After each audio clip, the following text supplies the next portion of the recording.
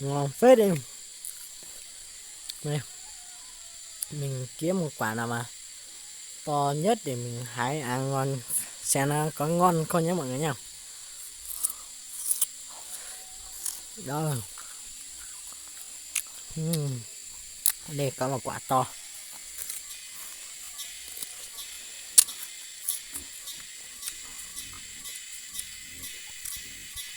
Mọi người thấy cái quả trong đằng sau này không?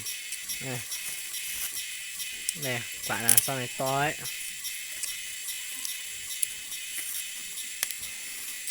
Đây, thấy không? 3 ngón tay nó út thẳng vào thì nó to tầm đấy nha mọi người nhé. Đây, đỏ rừng quá ngon luôn, đằng khát luôn.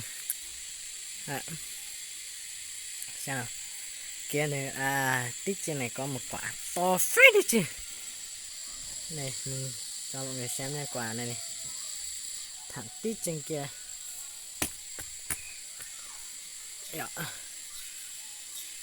Đây quả trên này nhé mọi người nhé. Đây mọi người thấy quả nó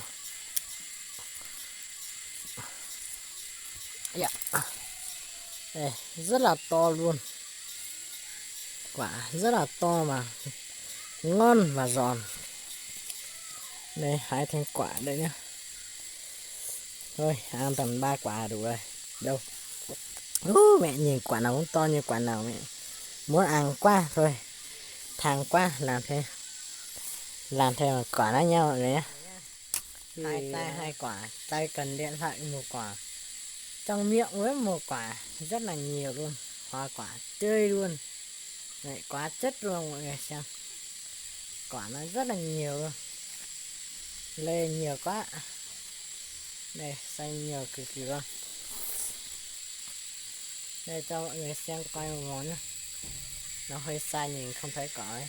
Hết cành trên nào rất là nhiều cỏ luôn này, đây rất là nhiều quả. Đây nha mọi người,